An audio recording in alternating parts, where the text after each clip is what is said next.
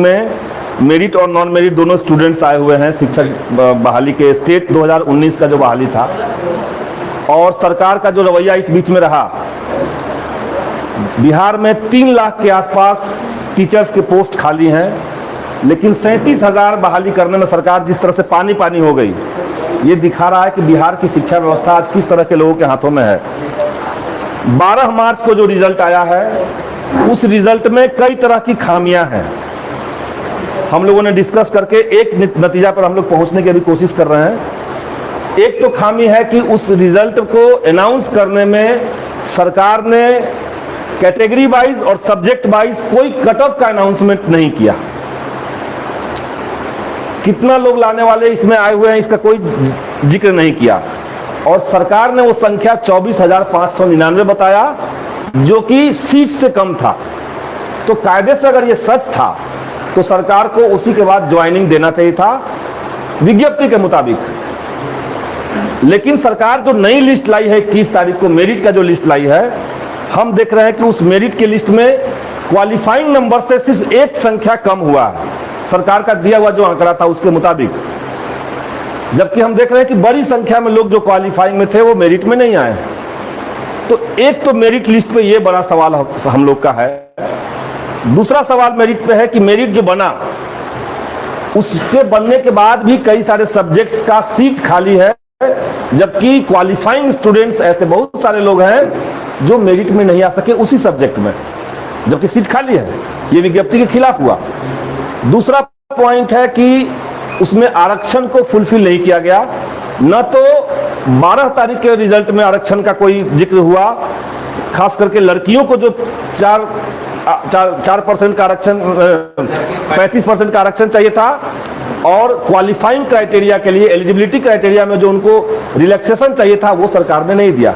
ये 12 तारीख को भी नहीं दिया, और 21 जून को जो रिजल्ट जारी हुआ उसमें भी वो क्लियर नहीं है। तो सरकार से हमारे कई सारे सवाल हैं।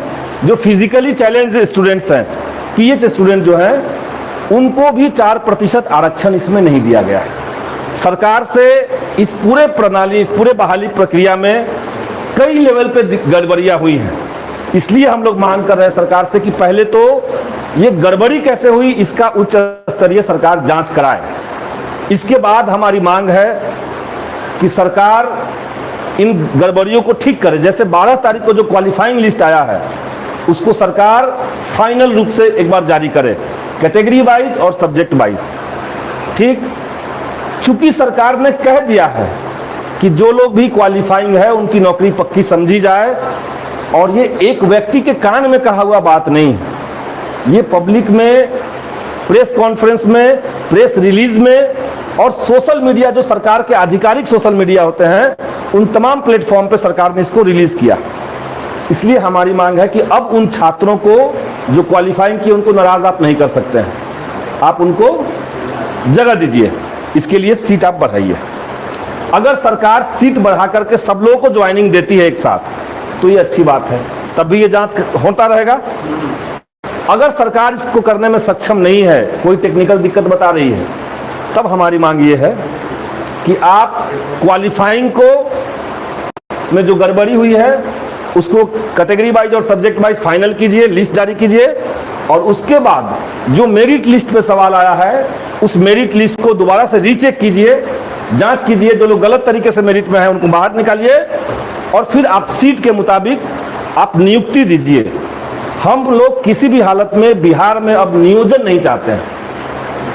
ये यहाँ पे मेरिट में जो लोग हैं, जो नॉन मेरिट में हैं, सबकी साझी सहमति है कि हम लोग बिहार में क्लियर कट है कि हमें नियोजन नहीं चाहिए।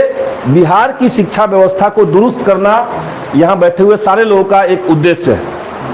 तो हम चाहते हैं कि नियोजन ना हो, नियुक्ति हो, और सारे क्वालिफाइंग जो लोग हैं उनकी नियुक्ति हो जाए।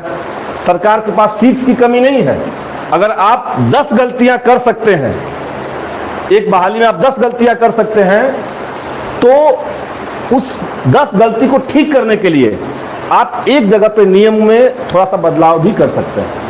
नियम में आपको सिर्फ यही बदलाव करना है कि जो पहले से तय सीटें हैं, जो खाली माने स्वीकृत जो पद हैं टीचर्स में, उनको आप इसमें इंक्लूड कीजिए, और सबको समाहित करके तुरंत, चूंकि 2 साल से देश कोविड महामारी और लॉकडाउन से झेल रहा है, अब स्कूल खुले तो उसमें टीचर्स हों, ये हम चाह रहे हैं। इसलिए आप पूरा ये इस चीज को थोड़ा सा बढ़ा करके संख्या सबको समाहित कर लीजिए। हम तो अव्वल दर्जे पर यही चाहते हैं। अगर आप सक्षम नहीं हैं तो सारी गलतियों को दुरुस्त करके सेंट्रल लिस्ट लाइए, तब भी आपको नियोजन नहीं नियुक्ति करना है। ये एक मांग हम लोग, हाँ, जल्द से जल्द करना है। सही बात है, इसको जल्द से जल्द कीजिए, लटकाइए मत।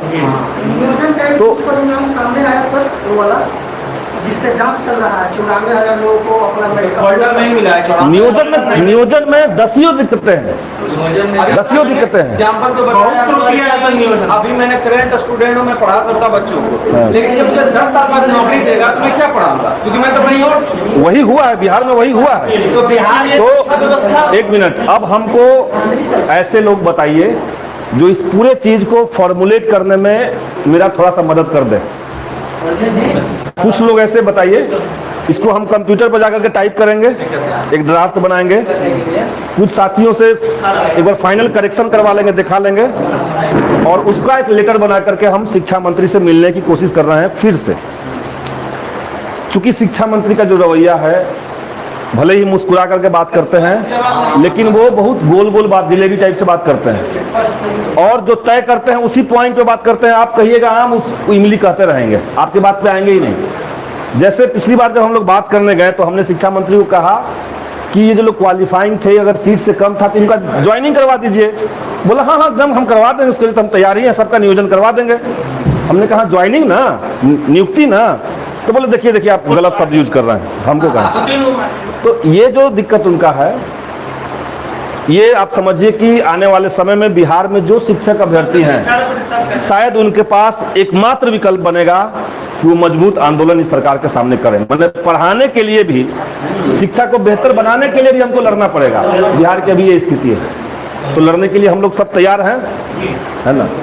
तो जुलाई में विधानसभा का सत्र भी होगा, उस सत्र में स्टेट 2019 की बहाली को हम लोग ढंग से रखने की कोशिश करेंगे, लेकिन बिना सड़क के आंदोलन का सदन के अंदर संघर्ष सफल कभी नहीं हुआ आज तक। सरकार पे दबाव बनाएंगे लोग, तो दबाव बनाया जाए, नियुक्ति पे फोकस किया जाए, और तो 3 माने हम क्लियर हो गए ना।